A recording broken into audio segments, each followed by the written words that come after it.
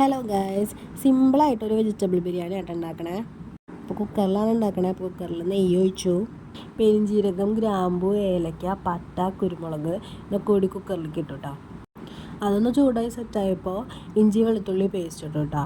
അത് കഴിഞ്ഞപ്പോൾ സബോള ഇട്ടു. പിന്നെ നമ്മൾ സബോള ഇട്ടിട്ട് അത് സെറ്റാവണ വരെ വെയിറ്റ് ചെയ്തു. അത് കഴിഞ്ഞപ്പോഴേക്കും തക്കാളി ഇട്ടു കേട്ടോ. അതിനുശേഷം പൊടികൾ ഇട്ടു കേട്ടോ.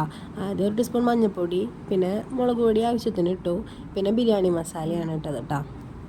പിന്നെ കുറച്ച് ഉപ്പ് ആവശ്യത്തിന്, പിന്നെ ബീൻസും ക്യാരറ്റും ഒക്കെ ഇട്ടിട്ടുണ്ടായിരുന്നു കേട്ടോ.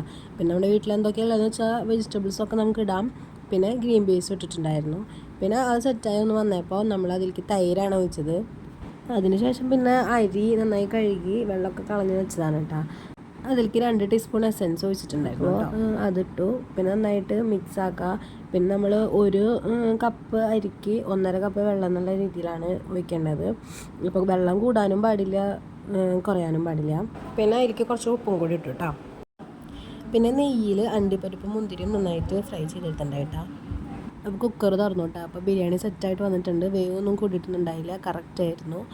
പിന്നെ അതിലേക്ക് നമ്മൾ സെറ്റാക്കി വെച്ചിട്ടുണ്ടായിരുന്ന സവാളയും അണ്ടിപ്പരിപ്പും മുന്തിരിയൊക്കെ ഇട്ടു കേട്ടോ.